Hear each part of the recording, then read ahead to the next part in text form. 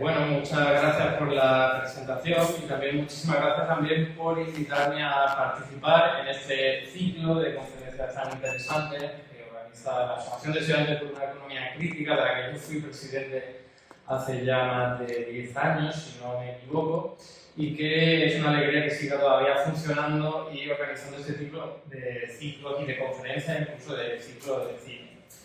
En mi caso, yo ya he venido muchísimas veces después de haber sido presidente de la asociación para hablar de temas de economía crítica, heterodoxa, obviamente, y en este caso, pues, tocaba hablar de algo que es de radiante actualidad, que es la crisis inflacionaria, estos precios que están elevándose tan rápido en todo el mundo, no solo en nuestro país, pero a nosotros nos interesa sobre todo lo que ocurre en nuestro territorio, y también las respuestas políticas que están adoptando los bancos centrales correspondientes, porque suele ser la organización encargada de combatir, controlar, regular el incremento generalizado de los precios, que es como conocemos la inflación, ¿no? Entonces, mi idea aquí es simplemente dar una exposición de las causas de esta inflación que estamos experimentando. Me centraré en España, pero también abriré un poco el foco hacia la Unión Europea y un poco quizás hacia otros países como Japón y Estados Unidos, pero sobre todo me centraré en nuestro territorio,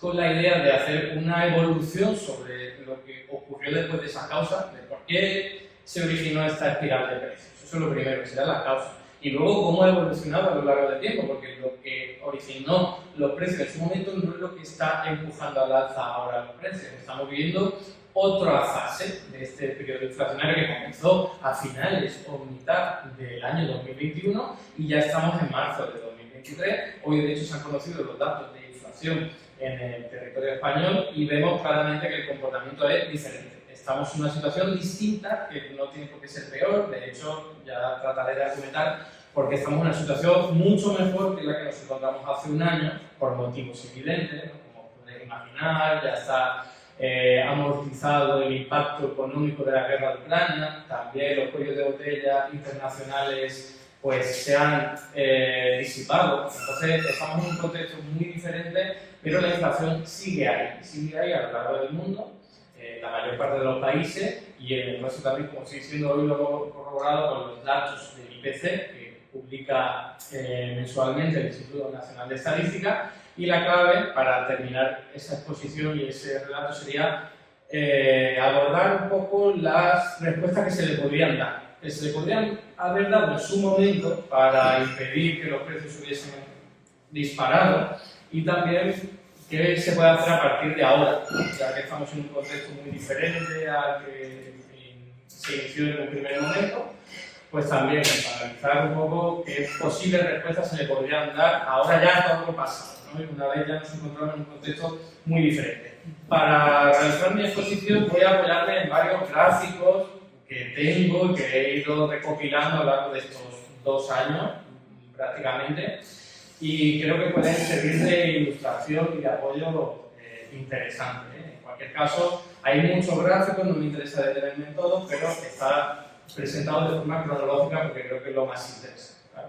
Si partimos de, primero, la visión económica dominante, convencional, es la monetarista en términos de cuestiones monetarias y financieras, cuestiones de la inflación, tenemos que partir siempre por lo que se nos presenta, ¿no? Como discurso convencional, que es la inflación es siempre y en todo momento un fenómeno monetario. Esta frase se le atribuye a Milton Friedman y es algo demasiado simple y demasiado intuitivo que ha tenido mucho éxito a lo largo de varias décadas de forma incomprensible desde mi punto de vista, porque la inflación siempre ha sido analizada a lo largo de los años y de los siglos de una forma muy compleja y sí, encontrando muchos factores que pueden estar explicando por qué los precios aumentan, y sin embargo la tesis dominante, al menos en la academia a día de hoy, porque en la esfera política es diferente, los bancos centrales ya tienen otro tipo de tesis con las que suelen operar,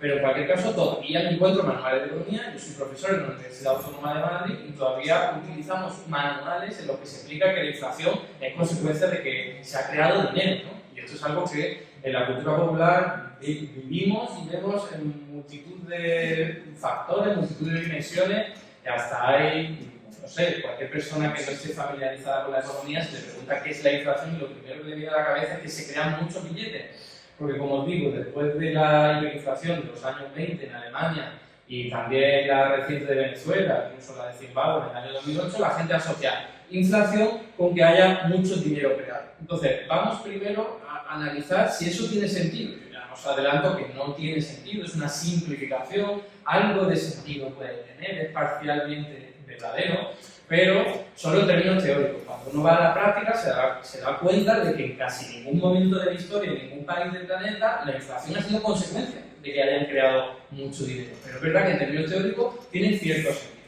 No me interesa detenerme en los aspectos teóricos, sino centrarme directamente en la cuestión empírica. ¿Qué ha ocurrido, por ejemplo, en la eurozona? Aquí tenéis el gráfico de la expansión de dinero que se ha experimentado desde el año 1999 con la creación del euro. Entonces, sin detenerme en la leyenda, que ni siquiera está disponible, os podéis imaginar que a partir del año 2008, con la crisis financiera internacional, la parte más importante, que es la morada, es simplemente la expansión cuantitativa, son los programas de compra de activos financieros, tanto públicos como privados, en el mercado secundario, se impulsó. Y esto es lo que siempre suelen acogerse pues, estos teóricos monetaristas a los que he hecho referencia para señalar las causas de la inflación. Hoy día tenemos a economistas muy conocidos, populares, que serían sobre todo Juan Ramón Rayo, Daniel Lacalle, que aparecen en varios medios de comunicación muy asiduamente, que siguen insistiendo en que la inflación que hoy día estamos sufriendo, tanto en España como en el resto del mundo, es consecuencia de que los bancos centrales han creado mucho dinero, ¿no? Entonces, la primera cuestión que se nos debe venir a la mente es, si vemos este gráfico, la creación de dinero no fue a partir del año 2021 o siquiera 2020 con la pandemia, sino que vemos un incremento muy importante, exponencial de hecho, a partir del año 2014 sobre todo, pero empezó toda esta época de expansión cuantitativa en el año 2008. Entonces, si nosotros cogemos la cantidad de dinero que han creado los bancos centrales desde el año 2008 hasta el año 2020, por quedarnos ahí con la pandemia, nos encontramos que hay mucho más dinero creado de que se ha creado en el año 2021 y 2022. Y si quisiéramos coger los 3 meses de 2023 en los que estamos, igual porque incluso se ha reducido la cantidad creada, ¿vale? Entonces, la primera pregunta que yo lanzaría es, ¿por qué si antes se creaba mucho, se creó mucho más dinero que el que se ha creado en los 2 últimos años, por qué la inflación ha surgido ahora, a finales del año 2021? O sea, no tiene sentido. Alguna explicación habría que darle al hecho de que en el año 2008, 2009, 2010, hasta el año 2020 no viviésemos inflación, sino que incluso teníamos la amenaza de la deflación. ¿Sabéis? Los precios muy cercanos al 0%. Entonces, ¿cuál es la respuesta que doy yo? Que la creación de dinero no tiene nada que ver con la espiral inflacionista que estamos viviendo hoy día. Por eso hay que cogerse a otro tipo de enfoques económicos, dejar de lado el monetarista que no sirve para explicar la realidad. Quizás si queréis, luego podríamos hablar qué tipo de respuestas dan algunos otros economistas ortodoxos, convencionales, para matizar este planteamiento, porque ellos vienen a decir, no, pues mira, en 2020, 2021, como consecuencia de la pandemia, se creó en muy poco tiempo mucho más dinero, cosa que es absolutamente cierta, pero sigue sin responder por qué desde el año 2008 al año 2020 la creación de dinero no originó ni una pizca de inflación, ¿no? Lo lógico, racional y, no sé, comprensible para todo el mundo es entender que en el año 2020 ocurrió algo muy importante en términos internacionales que no tiene que ver con la creación de dinero directamente, que fue la pandemia, que paralizó la economía mundial durante meses. Y si contamos China, casi durante un año, porque China es la fábrica del mundo, sigue siéndolo, y cuando tú paralizan la economía más potente de todas, eso tiene repercusiones económicas muy importantes a lo largo de todo el planeta. Eso es súper importante porque no puede ser casualidad. No puede ser casualidad, a veces le pregunto de forma un poco, pues no sé cómo decirlo, humorística, ¿no? Qué casualidad que la inflación más alta que hemos conocido de los años 70 o 80 ha surgido justo cuando tenemos la epidemia o pandemia más importante de los últimos 100 años. ¡Qué casualidad! Porque yo sigo pensando, me estoy refiriendo a estos monetaristas y economistas liberales, en que es consecuencia de la creación de dinero. Eso no tiene sentido. Y solo por hacer un matiz con el tema teórico, ¿no? Crear dinero solo puede causar inflación si ese dinero se utiliza para comprar bienes y servicios que están ya saturados de demanda, y entonces los vendedores dicen, ostras, si la gente tiene más dinero en su bolsillo, yo voy a incrementar los precios y me aprovecho, ¿vale? Pero si esta cantidad de dinero, que es como efectivamente ocurrió, se queda en el mercado financiero, que es lo que está explicando ahora la crisis bancaria en el Silicon Valley, en el Credit Suisse, incluso ahora Deutsche Bank, que está teniendo, o parece que está teniendo problemas, si todo ese dinero se queda circulando en el mercado financiero, no puede explicar el alza, es imposible, de los precios de los productos reales, de los alimentos, de la energía, del vestido, del calzado, de los servicios, la abogacía, sanidad, educación, lo que queráis. Es imposible, porque ese dinero no llega a la economía real en su inmensa mayor parte. Así que ni siquiera en términos teóricos tiene sentido. Y como os digo, en términos empíricos todavía muchísimo menos. Entonces, vamos a ver cuál fue la explicación más lógica, más, como decía, más razonable, más adecuada que sirve para explicar la realidad. Los cuellos de botella en el comercio internacional. Yo ya he dicho, China, la economía más potente del mundo, con los 8 puertos más importantes del mundo. 8 puertos para todo el tráfico marítimo, que ya sabéis que es el más importante de todo en cuanto a mercancía, y se colapsa durante varias semanas, incluso meses. Eso acaba de golpe con todo el tráfico internacional. Y lo que significa es que hay muchos contenedores, muchos barcos con contenedores llegando a los puertos de China que se quedan allí parados. ¿Por qué? Porque los puertos están parados, porque recordad que en China ha habido una política muy estricta en términos de política de COVID, ¿no? De contener la expansión de la pandemia, que han impedido que en cualquier momento que haya una persona contagiada, pues se cerraba la actividad, se cerraba el centro de trabajo, y eso ha tenido una repercusión tremenda en el tráfico internacional. Ya lo empezó a tener a final del año 2021, pero es que fijaos que en el gráfico podéis ver cómo es ya a mitad del año 2020, que es cuando está claramente confinándose casi todo el mundo, ¿no? Entonces, eso es lo que explica que el precio, aquí tenéis la tarifa de los fletes por cada una de las rutas, siendo la de China la más importante, empieza a incrementarse. Claro, si ahora no hay contenedores, porque los contenedores se tardan mucho en crear, no hay barcos para satisfacer este cuello de botella porque cuesta mucho más todavía crear los barcos, se quedan colapsados en determinados puertos, sobre todo en los chinos, y ahora para cada uno de los transportes te van a pedir más dinero, porque saben que está muy codiciado, muy demandado. Y eso es lo que explica que empiecen a aumentarse, fijaos, a mitad del año 2020, el precio de estos fletes marítimos, ¿no? Esto tiene un impacto a la hora de que lleguen los productos a cualquiera de los puertos a los que iban a llegar. Concretamente, si nos centramos en la zona del euro, estos son datos del Banco Central Europeo, los cuellos de botella se empezaron a dar pues, a finales de 2020 y en el año 2021 cuando se dispara. Lo que quiere decir, ya podéis entender, si una empresa necesita que lleguen chips, que lleguen partes para ensamblar sus vehículos de la otra parte del mundo, que sobre todo del comercio en el Océano Pacífico, concretamente China, pues no dispone de ellos y eso genera cuello de botella. ¿Por qué no tuvo su repercusión en el IPC en ese momento? Pero no sé si os acordaréis, hace un año todo el mundo hablaba, los móviles no llegan, o están mucho más caros, las piezas de los automóviles tampoco, los chips que sirven para tarjetas gráficas, etcétera, tampoco. Pues porque no están recogidos en la canasta básica del IPC. Ningún país contempla que un ordenador es un producto básico, entonces queda fuera, o un vehículo queda fuera. En el IPC hay productos muy básicos como la energía, el agua, la alimentación básica, pero estos productos no, pero ya estaban incrementándose sus precios, ¿no?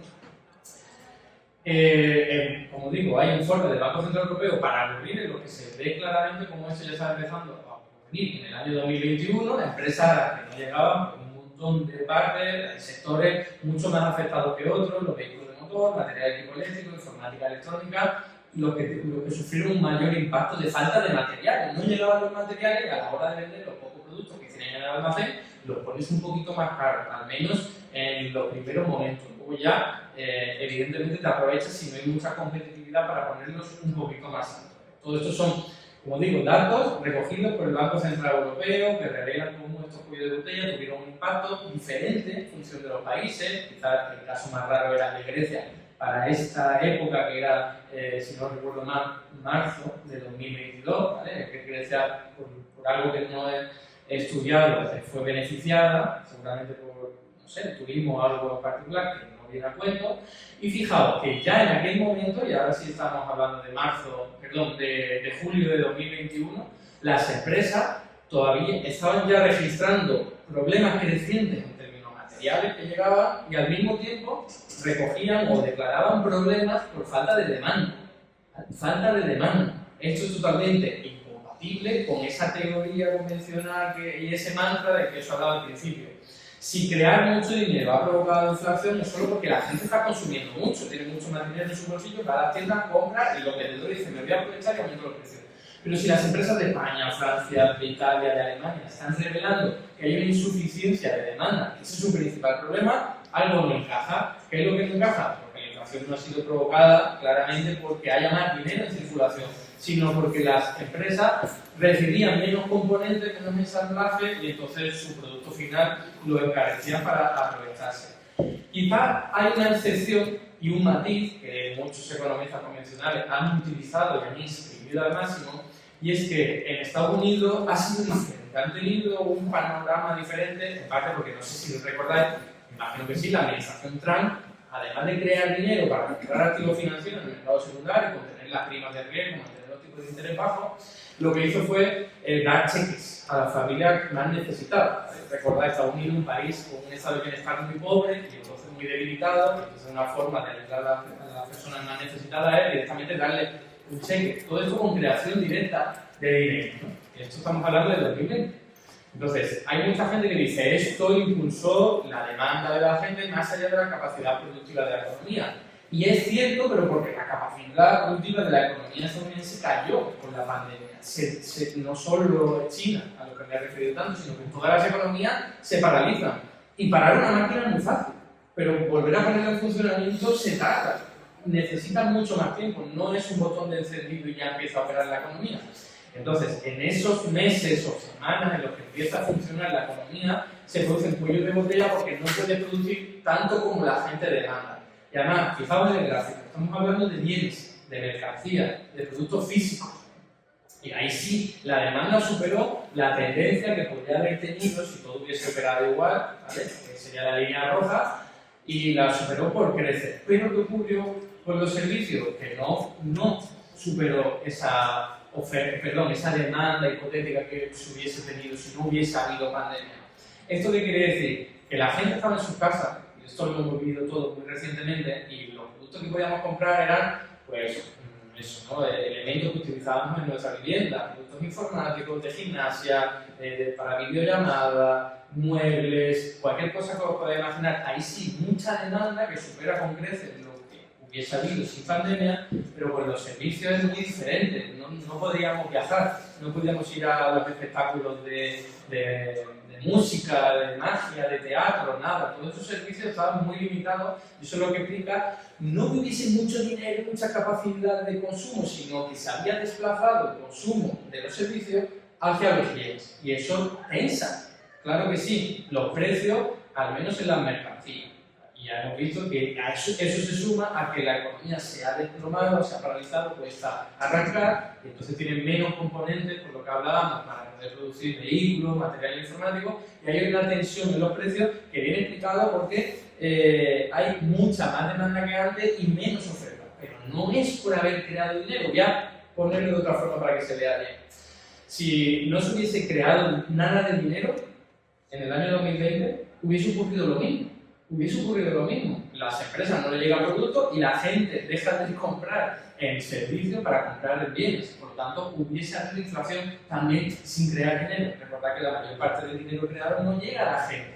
Solo son cheques, en Estados Unidos estamos hablando ahora, para todas aquellas personas que tienen muchos problemas, pero no para la mayoría de la población, ni muchísimo menos. Entonces, ya desmontado ese mantra inicial que utilizan los teóricos monetaristas y hablado de las causas reales de la inflación, vamos a centrarnos en un elemento que ha sido el que ha disparado toda esta espiral inflacionista, porque si todo se hubiese quedado aquí, si todo se hubiese quedado en que en un momento puntual, en el año 2020-2021, la gente demandaba más productos y mercancías y no daba suficiente la maquinaria, se hubiese quedado una inflación de un año, quizás de unos meses. Pero ¿qué se sumó al carro? Todo esto lo hemos vivido muy recientemente.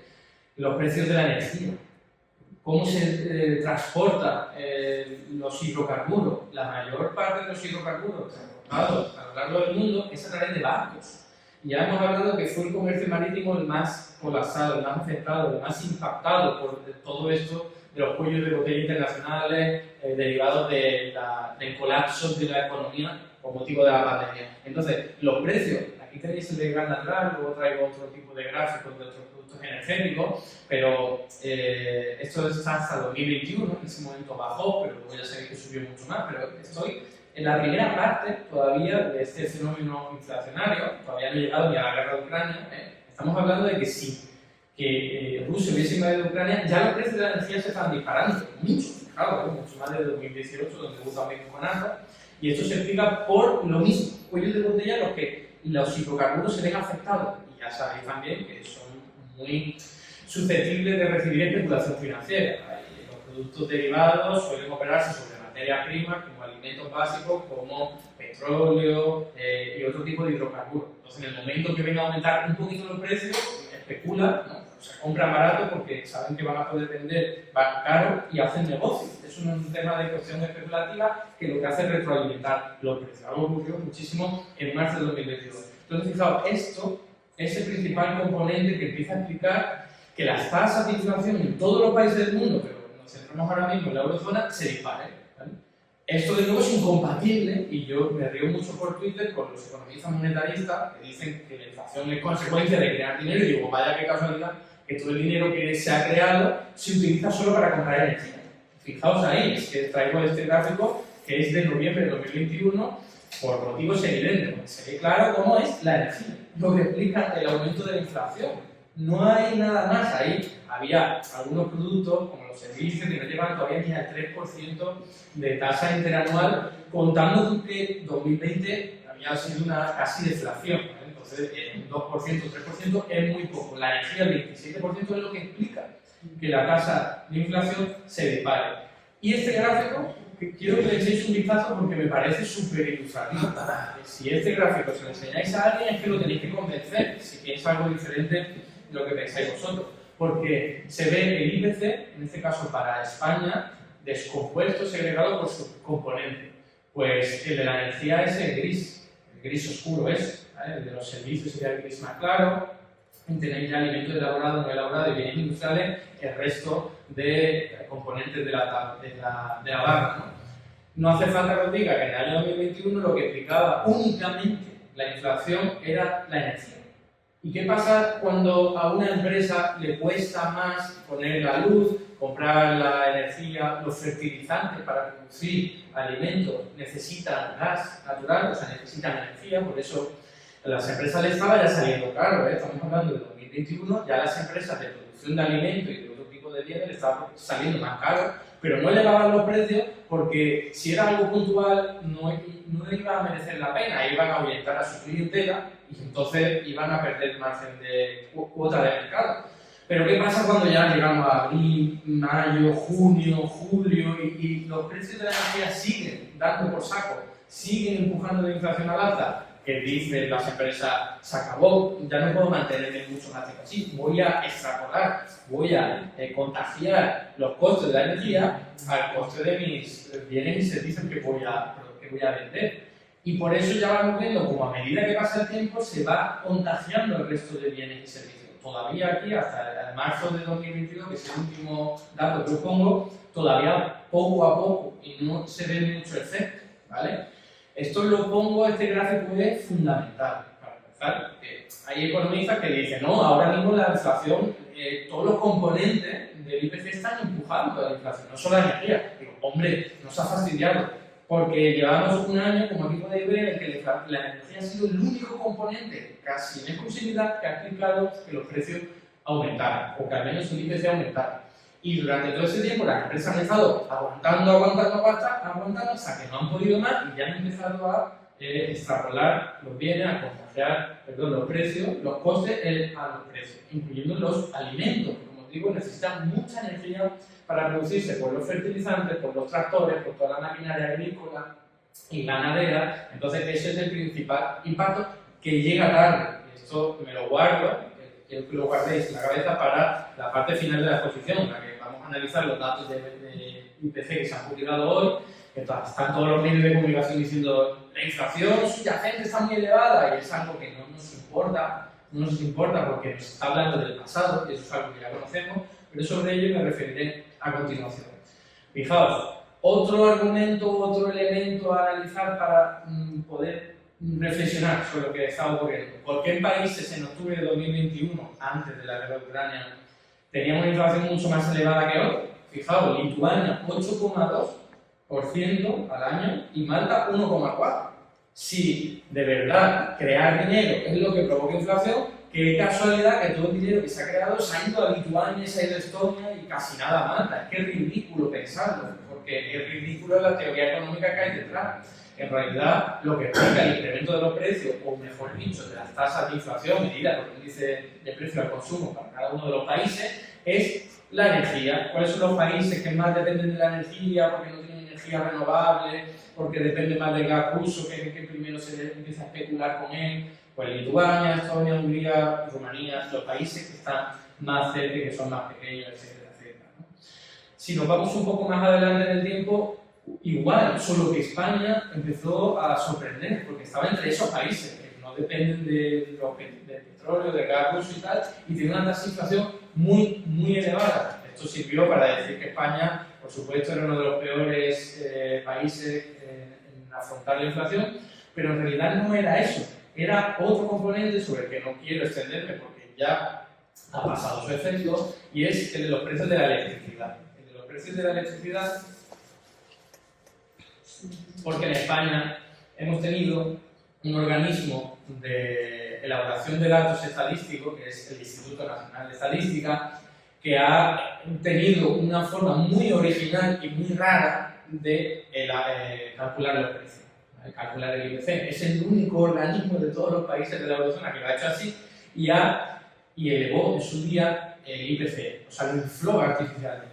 Voy a intentar explicarlo de una forma rápida, pero creo que todos sabéis que la tarifa de la luz puede ser la regulada, que es la que está vinculada al mercado mayorista. Si el mercado mayorista, ¿no?, que es esa subasta a nivel internacional, bueno, los precios a nivel internacional afectan mucho, pero es una subasta en un mercado en el que los precios cambian cada día, y si está aumentando el precio del gas natural, aumentan los precios también en esa subasta, la factura de la luz se ve afectada directamente el mismo día, en el mismo momento, de hecho, cada hora. En cambio, la tarifa del mercado libre no. Ya sabéis que es un pacto con la empresa comercializadora de la luz y dice, durante un año voy a pagar lo mismo. Es como la hipoteca tipo fijo, ¿no? La hipoteca tipo fijo, durante un año pues pago lo mismo, o durante los años que sea, y luego ya se verá. Pues aquí igual, es pactar durante un año eso. La mayor parte de los españoles, en ese momento, ahora ha cambiado mucho, tenía la tarifa del mercado libre a ese lado. Y eso significa que estaban blindados por el momento frente a los cambios internacionales de los precios. Pero ¿qué ocurría? Que el Instituto Nacional de Estadística tenía una forma de calcular el IPC que era suponer que todo el mundo tenía la tarifa regulada, la del 40%, lo cual era inflarlo, porque los únicos que se estaban comiendo el incremento de los precios era ese 40%, y el Instituto Nacional de Estadística dijo, no, vamos a suponer que todo el mundo tiene esto. Esta metodología errónea se carga al cambio del 1 de enero de 2023 porque Eurostat le tiró de las orejas al Instituto Español y ahora juega en contra otra vez de la evolución de los precios, porque ya sabéis que los precios de la energía han caído mucho, pero ahora no se nota tanto en términos estadísticos porque ya sí se hace una distinción, ¿no? Y cuanto más gente hay en la tarifa del mercado libre, que es la que pactas, la de candado durante un año, más tarda en impactar los precios internacionales de la energía. Entonces, todo esto para explicar por qué España tenía un IPC en aquel momento muy elevado, que nadie sabía explicar por qué, y en realidad era por eso. Y aquí asociaciones o entidades nada sospechosas, que sean de izquierda o heterodoxa, como aquí CaixaBank, elaboraban un IPC mucho más realista. Y fijaos que estaba casi 2 puntos por debajo, ¿vale? Que era, vamos a suponer de verdad que la gente no todo tiene la tarifa que cambia en el día, sino que hay gente que tiene la tarifa que se mantiene durante un año intacta, ¿no? Y ahora, ya hablaba de las causas de la inflación. He hecho esa distinción entre las causas esotéricas, imaginarias y surrealistas de los monetaristas, que se ha creado dinero, y luego las causas reales, que es que ha habido un impacto por culpa de la pandemia, que se ha trasladado a los precios de la energía sobre todo, que más tarde se va a trasladar a los precios del resto de productos. ¿Qué tenemos como respuesta por parte de los bancos centrales? Elevar los tipos de interés. Fijaos que el Banco Central Europeo se resistió muchísimo. El Banco Central Europeo es la última línea, la línea azul más clara, y que hasta julio de 2022 no elevó los tipos de interés oficiales. Sabéis que la teoría económica que hay aquí detrás de si hay inflación, estoy suponiendo que es porque la economía está recalentada, que hay mucho dinero circulando, y entonces a mí lo que me interesa es encarecer, que se concedan créditos, préstamos, hipotecas, y así circule menos dinero y enfríe la economía y la inflación baje. ¿Cuál es el problema de ese razonamiento? Que la inflación no era porque hubiese mucho dinero en circulación, sino que era por el impacto de la energía. El impacto de la energía al principio por el cuello de botella y luego por la guerra de Ucrania. Entonces, explicadme vosotras, cómo un aumento de los tipos de interés oficiales va a solucionar los cuellos de botella internacionales o la guerra de Ucrania. No puede, es imposible. Incluso lo están reconociendo actualmente los bancos centrales y a pesar de reconocerlo, siguen aumentando los tipos de interés. Porque este gráfico está actualizado. Ahí tenéis cómo se ha aumentado hace muy poco, el 16 de marzo en el Banco Central Europeo los tipos de interés hasta el 3,5%, pero el 22 y el 23 de marzo tanto la FED como el Banco de Inglaterra lo han vuelto a aumentar. Entonces siguen con esa lógica y además de la forma más rápida que se ha hecho nunca en la historia, que es lo que provoca problemas en los bancos, porque ya sabéis que los bancos pues, generan sus estrategias de negocio pues, con una cierta mirada al futuro, pero si ese futuro te cambia muy rápido te descuarafingan las cuentas que has hecho. Lo que le ha pasado a Silicon Valley, que invirtió muchísimo en deuda pública y no la aseguró con tipo de interés, con swaps, ¿no? Con intercambio de tipo de interés de variable a fijo. Entonces, claro, si te cambia tan rápido el mercado financiero, no te da tiempo a adaptarte. Si cambia más lento, sí, incluso a Silicon Valley seguramente hubiese dado tiempo. Pero ha sido la reacción más enérgica y más loca de la historia porque han aumentado mucho la inflación y se han creído erróneamente o por otro tipo de motivos que si queréis podemos hablar luego. No creo que los dirigentes de los bancos centrales sean tontos o sean incompetentes. Creo que hay motivos políticos y ideológicos que le llevan a elevar los tipos de interés, que es la presión de los más adinerados, de la élite financiera, por decir, aumentar los tipos de interés, la inflación se come toda mi inversión, se come todos mis ahorros. Y yo lo que necesito es proteger de la inflación como sea, ¿no? Entonces, creo que va más por ahí, pero en cualquier caso, si solo hablamos de teoría económica pura y dura, sería un razonamiento, un comportamiento absolutamente erróneo, ¿no? Admitido por ellos. El Banco Central Europeo, como aquí podéis ver en esta noticia, admite de una y muchas formas que aumentar los tipos de interés no está funcionando para reducir la inflación. Que la inflación está bajando, y ahora luego veremos por qué, y en qué nivel, en qué magnitud, pero no por elevar los tipos de interés. Que los propios dirigentes han dicho es que elevar los tipos de interés reduce la inflación, pero cuando pasan al menos 9 meses. Y los elevaron en julio del 2022, que ni siquiera han pasado 9 meses, ¿no? Pero ya han pasado justo 10. Entonces, y dicen 9 meses un poquito. Fijaos aquí, esto es un informe del Banco Central Europeo, no es mío ni es de nadie distinto del Banco Central Europeo. Según el propio modelo, una subida de tipo de interés de un punto porcentual solo reduce la inflación entre 0,1 y 0,2 puntos porcentuales. Y además, el efecto negativo mayor que se puede alcanzar es después de 9 trimestres. Un trimestre, perdón, porque he dicho meses y son trimestres, o sea, que son como 2 años, ¿no? Más o menos. Sus propios cálculos, los del Banco Central Europeo, están disponibles, todo el mundo los puede ver. Entonces, es como que nos toman un poco el pelo. Fijaos el efecto tan ridículo que tuvo, según sus propios cálculos, en el año 2022. Ya en el año 2023 un poquito más de efecto va a tener, según sus propios cálculos, y ya en el año 2024 el impacto total, ¿no? Y es, ¿para qué estáis elevando tanto los tipos de interés, ahogando a tantas familias que tienen que pagar hipotecas tipo variable, pero también a empresas que están quebrando? Luego os mostraré un gráfico para que lo veáis. Si no está sirviendo para reducir la inflación. O sea que en términos económicos es una locura, es una barbaridad. Está destrozando a mucha gente, empobreciendo a muchas familias y empresas sin que ni siquiera tenga el objetivo deseado, que es reducir la inflación reconociendo por ello mismo.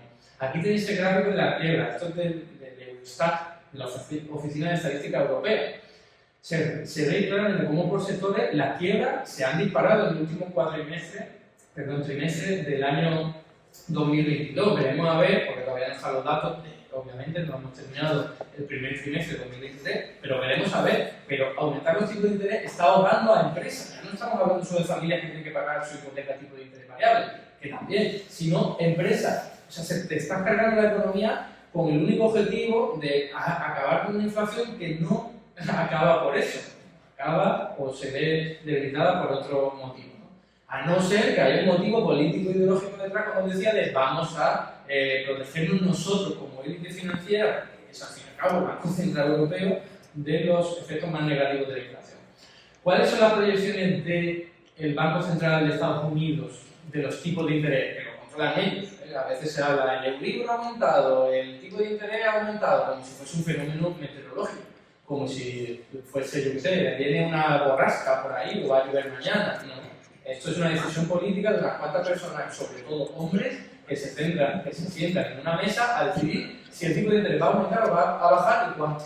Eso es lo único que establece el tipo de interés. Pues ellos calculan que en el año 2023 va a acabar en torno al 5,1% en Estados Unidos, en el año 2024 va a bajar a 4,3% y en el año 2025 3,1% y en el largo plazo, que bueno, eso ya cambiará muchísimo, incluso según sus propias previsiones, en el 2,5%. Ya sabéis que esto puede cambiar en parte por lo que está ocurriendo en Estados Unidos, una crisis bancaria muy importante en términos de magnitud de activos, la más importante de los últimos 100 años, ¿vale? Otra cosa es las consecuencias negativas que pueda tener, pero cuando quebró o casi que quiebra el Silicon Valley y otros cuantos bancos más, como el Silver Gate, el First Republic, etcétera, etcétera, se preveía que quizás el Banco Central iba a ser menos ambicioso, menos valiente, menos decidido, menos agresivo, aumentando el tipo de interés, y no. O sea, lo ha seguido aumentando, quizás por la inercia, quizás porque lo prometió, pero es que elevar los tipos de interés es lo que ha provocado la quiebra de esos bancos. Entonces, se lo tienen que hacer mirar. ¿Cuándo? No lo sabemos, pero esto probablemente, mi proyección sería que va a bajar mucho más rápido, sobre todo si los bancos en Estados Unidos siguen teniendo problemas. Si queréis sobre esto podemos hablar luego, no me interesa detenerme en el caso de la crisis estadounidense porque tampoco ha acabado. Entonces estamos viendo ahora mismo hasta qué punto va a tener un impacto en la economía y en los tipos de interés. Esto es un análisis de Natixis, que es también una consultora, nada sospechosa de ser heterodoxa y tal, que fijaos sus propios resultados, sus propias conclusiones son que en Estados Unidos la política monetaria restrictiva ha servido para reducir la inflación en muy poquito, pero es que en la eurozona todavía muchísimo menos. Y ellos mismos revelan que lo que está explicando la caída de la inflación en Estados Unidos y en Europa que se está dando es la caída de los precios de la materia prima, sobre todo energía, pero ahora últimamente también los productos y los alimentos básicos, los productos de alimentos básicos. Muy importante y también muy reciente, que esperemos que lo sintamos pronto y seguramente lo sentiremos muy pronto en los mercados, en los supermercados, ¿no? Entonces, son evidencias una tras otra que demuestran que la inflación se está desinflando, se está moderando, los precios no están creciendo tan rápido, no porque hayan aumentado los tipos de interés, sino porque han caído básicamente los precios de la energía. ¿Verdad que aumentar los tipos de interés ha servido un poco según estos cálculos? Pero lo que de verdad lo explica, según estos cálculos, según la lógica y según todos los datos que hay disponibles, es esto. Esto es lo que lo explica. Lo que explicó la elevación de la inflación es exactamente lo que explica que ahora esté debilitándose y moderándose. Aquí tenéis los precios del indicador del gas natural en Europa. Fijaos que está por debajo ya de la guerra de Ucrania, pero incluso por debajo casi de los momentos en los que había cuellos de botella internacionales. Estamos volviendo a una época muy parecida a la de antes de la pandemia. Esto nos puede dar a pensar que si todo sigue así, los precios más tarde o temprano tendrán que volver a su sitio, a no ser que haya una inflación de segunda ronda, sobre la que hablaré después, y que se estudia en la Facultad de Economía, señalando a los salarios, pero no señalando a los beneficios empresariales. Sobre ello voy a hablar luego. Por cierto, tengo la diapositiva, por si las queréis luego, las puedo facilitar sin problema, por si queréis ver los gráficos con más detenimiento.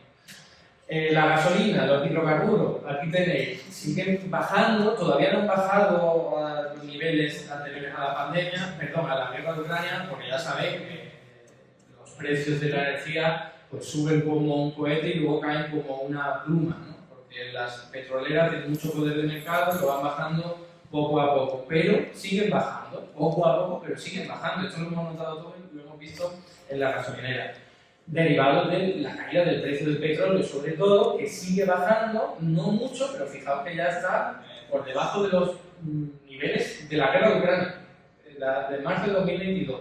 No estamos en niveles de pandemia, pero sí muy bajos, ¿no? Y el propio Banco Central Europeo tiene un montón de gráficos que os invito a ver y analizar, como este maravilloso, en el que se ve cómo la inflación, que es la línea negra, baja, lleva 4 meses bajando. No está actualizado hasta enero, pero ocurre lo mismo para febrero, para marzo todavía no hay datos. ¿Por qué baja la inflación en la eurozona? No es por la comida, que es la barra roja, que sigue aumentando, se sigue manteniendo. No es por el núcleo, que será el resto de productos más estable, sino por la barra amarilla, que es la energía. ¿Vale? Entonces, eso no tiene nada que ver con aumentar los tipos de interés. Volvemos a lo mismo, aumentar los tipos de interés debilita la economía, sí, la gente tiene menos dinero para comprar, pero no tiene nada que ver con la energía. La energía está cayendo por otros motivos, porque ya se ha disipado todo lo peor de los cuellos de botella, como decía antes, lo de la guerra de Ucrania ha reconfigurado los flujos comerciales, ya no se depende del comercio con Rusia, ahora se compra petróleo y gas natural de otras partes del mundo, aunque sea más caro, pero ya el es más caro, ya me lo he comido con patata. Ahora todo es más caro, pero ahora ya me quedo aquí en una meseta. Entonces las tasas de inflación no se está viendo eso, todo lo contrario, se está viendo cómo incluso cae un poco, ¿no? Y fijaos que este gráfico, que también me encanta, pero ya para España, y esto os invito que si alguien os dice la inflación es porque se ha quedado mucho dinero, no sé qué, se lo pongáis en la cara, porque cierra boca, es que no puedo calificar de otra forma. Lo que veíamos para los primeros meses, lo que aumentaba la inflación, lo tenéis ahí, ¿no? Que son eso a partir de 2021, no sé si lo veis ahí, pero sí, 2021 era todo la energía, como yo he mostrado en el gráfico anterior. Cuando ya pasan un montón de meses, las empresas dicen, madre mía, no puedo quedarme de brazo parado, tengo que extrapolar el aumento de los costes al producto final, si no yo estoy pagando más por la energía, por la gasolina, por la electricidad, si no aumento mi precio, pierdo margen de beneficio, incluso puedo tener pérdidas. Y aguantan al principio, pero luego ya tienen que contagiarlo al resto de productos. Entonces, ahí donde vemos el crecimiento del resto de las barras, que son pues eso, ¿no? Alimentos, bebidas, tabaco, productos industriales, servicios, que son los que ahora explican el incremento de inflación en nuestro país y en el resto de países del mundo, me atrevería a decir, en los de Europa seguro, porque la energía es la barra azul y ya está contribuyendo negativamente a la inflación, por los gráficos y datos que os he mostrado. Entonces, aquí vemos claramente cómo lo que en su momento explicó el aumento de los precios fue la energía, ya no está operando. Ahora lo que opera son los ecos, si me permitís la expresión, de ese incremento de precios, que es que se tarda en producir los alimentos, tienes que esperar un tiempo a que esté la siembra, la cosecha, el transporte, los fertilizantes, todo eso que necesita la energía. Ahora es como un efecto retardado y se va trasladando al resto de empresas porque las empresas les pasa igual. Los precios están más caros, pues yo voy a aumentar mi precio final para ganar más y no perder el margen de beneficio, que es lo único que está aplicando ahora que aumenten los precios, porque ya no estamos en la primera fase de la inflación, que eso fue el shock de oferta por la energía, sino que estamos en una segunda fase de inflación de segunda vuelta, que sería provocada por estos componentes, ¿no? Diferentes de la energía, pero que van con efectos retardados. Que, ya sabéis, en la teoría económica convencional se suele señalar a los salarios ¿no? ¿Qué es lo que ocurre en los años 70? En los años 70, otra crisis energética, los trabajadores, para no perder para no perder capacidad económica, que tenían todavía mucho poder de negociación, buenos sindicatos, unos sectores industriales muy potentes, pocos servicios, había poca desglobalización, poca financiarización de la economía, fueron capaces de decir, aumentame los salarios lo mismo que me está aumentando los precios. Y claro, los empresarios decían, no me queda más remedio, lo hago, pero luego aumento mi precio para yo no perder margen de beneficio, y eso era un efecto con círculo vicioso que seguía retroalimentando la inflación. Esto les preocupaba ahora a los dirigentes, que han estado señalando todo el rato, cuidado con los salarios, pero los salarios no aumentan casi nada por ese debilitamiento de los sindicatos, por la desglobalización, todo lo que he dicho, luego con un gráfico lo veremos mejor, y ahora lo único que explica que estén aumentando los precios es reconocido incluso por el Banco Central Europeo, como lo ha hecho de puertas para adentro, lo que pasa es que ha habido una filtración y se ha publicado, son los márgenes empresariales. Las empresas, y esto no es algo negativo, ¿vale? Las empresas no quieren perder margen de beneficio y dicen, si puedo, aumento mi precio, ¿vale? No estoy haciendo una valoración. La valoración ya vendría después, porque la clase trabajadora aquí sufre la mayor carga de la inflación y no las empresas, no deberían repartirse al menos los costes, pero lo único que estoy diciendo es que esto es una evidencia empírica reconocida por el Banco Central Europeo. Para ir terminando mi exposición, voy a hablar de los datos más recientes que tenemos de inflación conocidos hoy y luego mencionaré qué es lo que está explicando todavía el alza de los precios, porque todavía hay un poco. Fijaos, cuando veáis medios de comunicación titulares que digan la inflación, hoy hemos conocido titulares de la inflación en marzo ha bajado, no es cierto, no es técnicamente cierto. En realidad ha aumentado, ahí lo podéis ver, este es el índice del IPC general, el conjunto, y en el último mes, el actual, de marzo de 2023, es un indicador adelantado, que es una estimación, pero que luego suele coincidir con el final, ha aumentado un poquito, ahora veremos cuánto de poquito. Pero no pueden decir las empresas, medios de comunicación, casi todos los tertulianos que por ahí, que la inflación en marzo ha bajado, porque lo que están haciendo es utilizar la tasa de inflación interanual. Claro, ellos utilizan la tasa de inflación interanual, que es que ha pasado por los precios comparado con el mismo mes del año anterior, y dicen solo ha aumentado 3,3%. Claro, si tú coges el de febrero y lo comparas con febrero de 2022, cuando todavía no había habido invasión de Ucrania, pues te sale una tasa más elevada. Pero que ahora tengamos una tasa interanual más baja no quiere decir que en marzo los precios hayan bajado. Porque los precios han subido un 0,4%, poco, aunque es más de lo previsto, pero han aumentado solo un 0,4%. Es decir, han aumentado un 0,4%, no han bajado los titulares son, la tasa interanual ha aumentado un 3,3%, pero en realidad ha bajado con respecto a febrero. Pero está haciendo una comparación de tasas interanuales que no tiene ningún tipo de sentido, porque eso ya lo saben. Que los precios están bastante más elevados que hace un año, eso ya lo sabemos. Eso no debe ser la noticia de un titular, de un periódico que hoy lo saca ahí en primera línea, en portada. Tengo información fresca, los precios están mucho más elevados que el año pasado. Ya lo sabemos, no nos están ofreciendo ningún tipo de información valiosa. Lo que nos ofrece información relevante de la actualidad es ha aumentado un 0,4%. Y ahora tomen el subtítulo, como se llame, el encabezado, en la primera parte de la noticia, que están solo 3% más altos que hace un año. Eso sí. Pero fijaos, creo que lo tengo aquí. Bueno, todavía no. Aquí están las tasas intermensuales del IPC.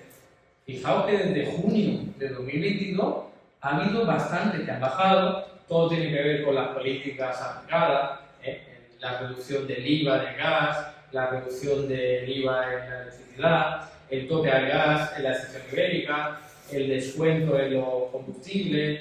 En cada uno de los meses en los que se ha aplicado una de estas medidas está en la reducción hacia abajo de la inflación del IPC, ¿no? En abril, en julio, en septiembre, en noviembre, en septiembre tan importante fue la reducción de los precios del transporte público que casi todos hemos disfrutado, ¿no? En enero está la reducción del IVA a los productos básicos. Entonces, hay políticas por parte de los gobiernos que explican que el IPC en España y en otros países pues no haya aumentado tanto. Pero fijaos, solo en febrero y marzo tenemos tasas más elevadas. Quizás aquí lo veáis mejor. Desde junio, los precios solo han aumentado un 0,7%, que es poquito. Recordad, antes de la pandemia y antes de la crisis del 2008, pues si aumentaba un 1, 1,2%, 2% era lo normal. Tenemos aquí que en 10 meses, en los últimos 10 meses, solo ha aumentado la inflación un 0,7%. Solo ha aumentado los precios, por ser riguroso. El IPC solo ha aumentado 0,7%. Nosotros tenemos una distorsión porque los alimentos han aumentado mucho más y entonces estamos sintiendo que en los últimos meses la inflación nos está doliendo más. Pero eso se compensa con que ha bajado los precios de la luz, los precios del combustible. Entonces, cuando haces la media, el IPC general, te sale que ha aumentado poco. Fijaos que desde junio hasta enero casi que los precios se han mantenido estables. ¿Lo veis? Desde junio hasta enero se han mantenido estables.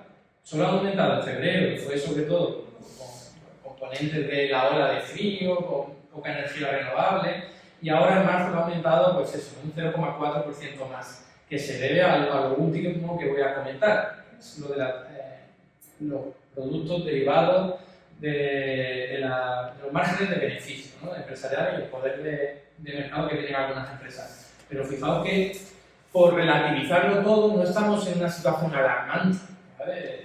Yo digo, sí, en marzo han aumentado los precios, pero muy poquito. Pero hay que ser riguroso, siguen aumentando, no se puede decir que ha bajado con respecto a marzo del año 2022 como titular, eso es engañoso. Y si vemos la tasa de inflación subyacente, que ya sabéis que es quitando pues, los productos más afectados por oscilaciones, que sería la energía, y los alimentos básicos, los básicos, la leche, el aceite, y otro tipo de productos como el pan, que son elaborados, esos no, esos estarían incluidos aquí, ¿vale? Entonces, está aumentando mucho todavía, aunque en los últimos 4 meses, fijaos que en los últimos 4 meses la inflación subyacente está bastante controlada, está en niveles razonables dentro del objetivo del Banco Central Europeo. Lo que pasa es que el Banco Central Europeo, para realizar su política, realiza esto, ¿no? Se fija en el año pasado y dice, ¡ostras! 3,3%, eso está por encima de nuestro nivel objetivo. Pero porque está utilizando una tasa interanual, cuando tendría que fijarse en esto, ¿no? Oye, llevamos 10 meses en los que los precios están bastante controlados, vamos a bajar los tipos de interés. O sea, como os decía, actuaciones totalmente irresponsables. ¿Qué ha pasado con la inflación subyacente? Que, comparado con el último año, ha aumentado un 7,5%. Vuelvo a lo mismo, esto no debería ser ningún titular, ya lo sabéis, están más caros los precios de los alimentos, del vestido, del transporte, ya lo sabemos.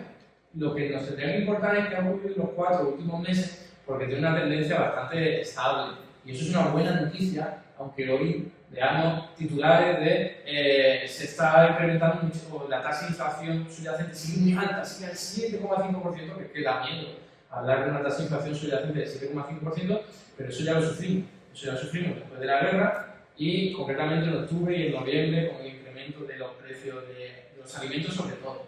Entonces, eso es por contextualizar. ¿Qué ha pasado en el último mes? Con la tasa de inflación subyacente, que es la importante, que es la más estable, que es la que nos puede decir por dónde van los tiros en el futuro. Ha bajado un poco, es como que ha quedado estable, 0,1%.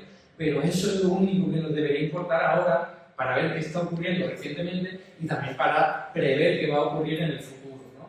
Y ya por ir terminando, tenéis aquí la tasa de variación intermensual para que podamos hacernos una idea de que ahora en marzo sí ha bajado un poquito, pero en febrero aumentó bastante. Cuando yo lo vi me sorprendió, pero eso se debe, como os he dicho, a la ola de frío de febrero, es decir, mucha gente demandando energía para la calefacción y al mismo tiempo no llovió, recordad, febrero no llovió, bueno, casi nunca llueve, pero no llovió y entonces no se pudo acudir, ni hubo mucho viento, no se pudo acudir mucho a la energía renovable, por lo cual el mix energético se te dispara. No tanto como el año pasado, pero fijaos que estamos hablando de que la inflación subyacente lleva 3 meses bastante controlada, ¿no?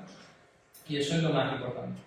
Y bueno, este gráfico no recuerdo por qué lo he puesto aquí. Ah, bueno, sí, porque la tasa de inflación subyacente, que sería la que recordad, deja fuera los productos energéticos, si está cayendo es porque son los productos más volátiles los que están explicando que haya aumentado un poquito la inflación en marzo, el 0,4%. Entonces vamos a analizar un poco qué ha pasado con él.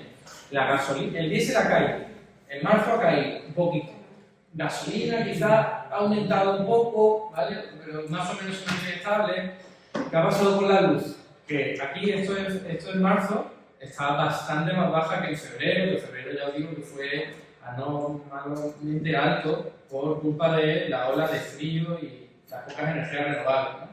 ¿Y qué es lo que queda? Los alimentos básicos, no elaborados. Recordad, el trigo, los cereales, la harina, todo eso ha tenido un diferencial más elevado que en el área euro en los últimos meses. Estos no son meses de marzo, pero sí en los últimos meses. En España está aumentando mucho más.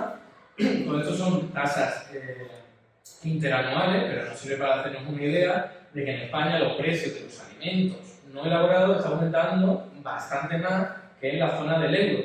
Y eso solo se puede explicar, y esta sí es la parte final de mi exposición, por los márgenes de beneficio empresarial.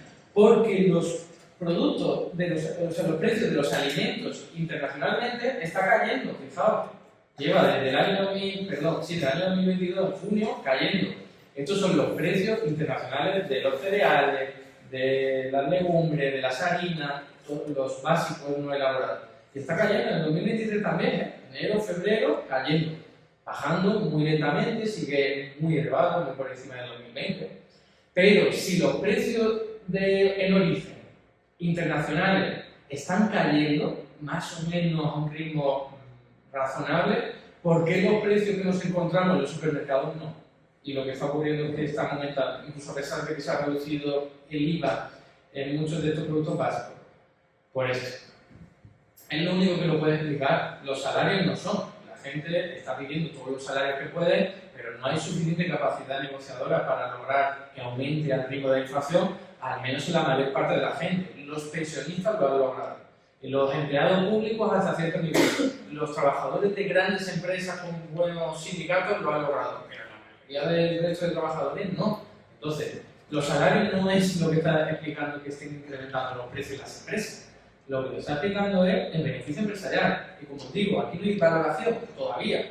Es simplemente una constatación empírica, no revelada. Esos son datos del Banco de España, que tenía un gráfico en el que se ve clarísimamente que son la cifra de negocios de las empresas se está disparando en 2021, mirad 2022, el valor añadido bruto, el resultado ordinario neto, los beneficios empresariales.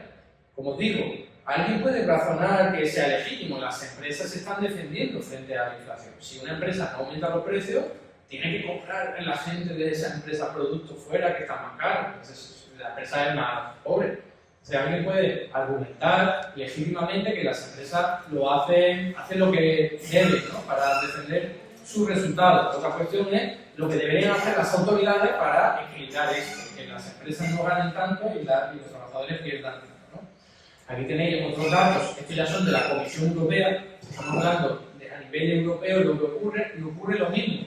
En verde tenéis los costes laborales, es decir, los salarios están aumentando muy poquito, muy por debajo de la inflación, es decir, la clase trabajadora se está empobreciendo en todos los países de Europa y los beneficios, que son la barra azul, está desproporcionadamente alta en algunos sectores como la energía y como la agricultura. Fijaos, la agricultura es lo que se está llevando la palma, tanto en el 2019 como en el último trimestre. Y ya por ir terminando, ¿le pasa solo a las grandes empresas? Aquí tenía las grandes empresas, son datos de la agencia tributaria, saliditas del horno. Lo rojo es que tenéis el pago de impuestos de sociedades, que ya sabéis que está fraccionado es temporalmente por cada trimestre, y está disparado el de las grandes empresas. Quiere decir que las grandes empresas están ingresando mucho y están pagando consecuentemente más impuestos por esas ventas, ¿no? Pero las pequeñas y medianas empresas también. Las pequeñas y medianas empresas, en términos agregados, seguro que hay algunas que tienen problemas, ¿no? Y ya he mostrado gráficos en los que hay empresas que están quebrando. Pero fijaos que para España las pequeñas y medianas empresas también están disparando mucho la cantidad de pagos que están haciendo, porque están ingresando más, van a obtener más beneficios y, por supuesto, van a ganar más dinero, ¿no? Y aquí ya como anécdota y conclusión final, antes de terminar la exposición y pasar al turno de preguntas, debates, coloquios, es hablar de un país sobre el que no habla nunca, Japón. Japón es un país occidentalizado, está en Oriente, pero es occidentalizado, es una economía capitalista, tiene unas organizaciones, unas instituciones muy similares a las de Occidente, aunque tengan sus diferencias, y aquí tiene la evolución de la inflación. Un país que no ha aumentado los tipos de interés, nada, siguen pegados al 0%, la gente que tiene hipoteca variable en Japón no se le ha encarecido nada. Y el resto de productos tampoco, o no mucho. Fijaos que Japón lleva mucho tiempo intentando generar inflación. Ha tenido deflación desde los años 90, lleva 30 años con tipos de interés bajos, pegados al 0%, y eso es lo que explica en parte que las empresas sean tan reacias a aumentar precios. Una empresa en Japón aumenta precios y es señalada, y ya sabéis que el honor y el estatus en Japón puntúa mucho, y mucho más que en Occidente, ¿no? Entonces, las empresas en Japón están aumentando los precios muy lentamente, pero en connivencia con el Estado. El Estado, cuando vio que los precios de la energía, que Japón es muy dependiente de hidrocarburos de Rusia también, cuando vio que la cosa empezaba a ponerse chunga, llegó un pacto con las empresas importadoras de energía que dijo: no aumentéis los precios y os voy a subvencionar una parte, os voy a dar ayudas para que no tengáis que repercutir todo el impacto de los precios internacionales en vuestro producto. Porque luego eso es un efecto dominó. Tú empiezas con el primero y ya todo, como está mostrando en los gráficos anteriores. Si tú cortas el problema de raíz, te salvas de un montón de problemas. Y eso es lo que hizo Japón. Eso es lo que deberíamos haber hecho aquí, en Europa y en Estados Unidos. El impacto viene de fuera, vienen los precios de la energía mucho más elevados. Pues que el Estado aumente su déficit público y su deuda pública, todo lo que haga falta. En Japón la deuda pública está en el 250% sobre el Producto Interior Bruto y no tienen problemas de financiación ninguno. Sobre esto, si queréis, hablamos luego. Entonces, capacidad del Estado para absorber la inflación no es lo único que lo explica, pero en buena medida sí. Es decir, política responsable por parte del Estado que diga: el impacto es lo mismo con los precios de la agricultura. ¿Es más caro producir ahora? Bueno, no me aumenten los precios y te voy a compensar para que no tengas pérdidas. Pero si tú ya en el origen, en el campo, en la agricultura, en la ganadería, aumentan los precios, se te acaba llevando al intermediario, a los supermercados, y todo aumenta muchísimo. Es como decía, un efecto dominó. Entonces, simplemente por terminar la exposición, llegar a la conclusión, ¿no?, que quería ligar con esa introducción que hacía al principio. El primer punto sería recordar y señalar que la inflación actual no es consecuencia ni muchísimo menos de crear dinero. Se creó mucho dinero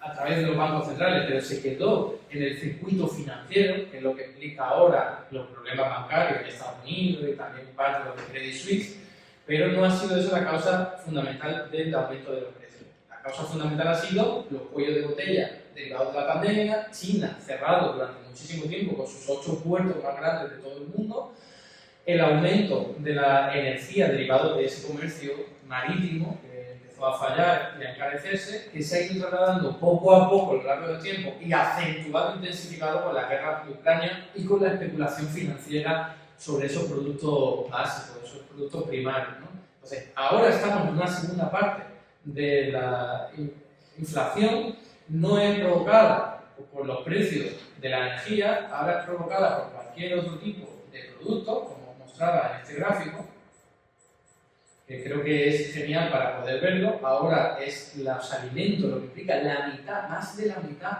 del incremento de la inflación se debe a los alimentos y a la bebida no elaborada. Y luego hay otros productos industriales y servicios que también están contribuyendo bastante a los precios. Pero esos son los precios de esos sectores que han aumentado porque las empresas tienen suficiente poder de mercado y no quieren perder margen de beneficio. Y esta es la época en la que estamos ahora. No es como los años 70, pero en los años 70 sí eran los salarios, ahora son los beneficios. Y esto era tabú. Esto era tabú. Bueno, esto es tabú decir en una facultad de economía, pero era tabú decirlo en cualquier sitio, en cualquier espacio académico, público, porque siempre se ha hablado de los salarios, que es lo que explica la inflación, al menos en la segunda ronda, ¿no? Pero actualmente ya no es tabú. Hay muchos economistas que están hablando de ello, en grandes medios como el Financial Times, hoy día o recientemente lo hemos visto en periódicos importantes en España como El País, que están señalando a los beneficios empresariales. Los propios informes del Banco Central Europeo están señalando, se han dado cuenta, dice, esto no son los salarios, ahora son los beneficios empresariales. Entonces, por lo que decía, si queremos ahora Ya hemos perdido la ventana, que os decía, de atajar el problema de raíz, impedir que la primera ficha del dominó caiga. Ya no hemos comido todas las fichas del dominó que están en el suelo, pero todavía hay posibilidades para reducir la inflación, reconociendo y recordando que no es alarmante, no estamos en la inflación de hace un año, ha bajado bastante. ¿Y cuál es? Pues meterle mano a los beneficios empresariales, llegar a un acuerdo. No se trata ni de expropiar, ni de controlar precios, es llegar a un acuerdo con las empresas y decirle, no ganéis tanto, ganad un poquito más y nos repartimos los costes y no seguís expoliando la inflación como está ocurriendo en los últimos meses. Y nada más, pues, también por cuestiones de tiempo lo dejo aquí y nada, muchas gracias por la atención y si queréis pues damos paso a un turno de preguntas, coloquios, lo que consideréis. Muchas gracias, de verdad.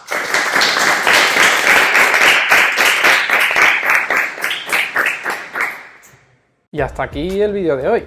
Muchas gracias por estar ahí y si te ha resultado interesante no dudes en comentar, darle like y compartir, que la teoría económica dominante no se combate sola.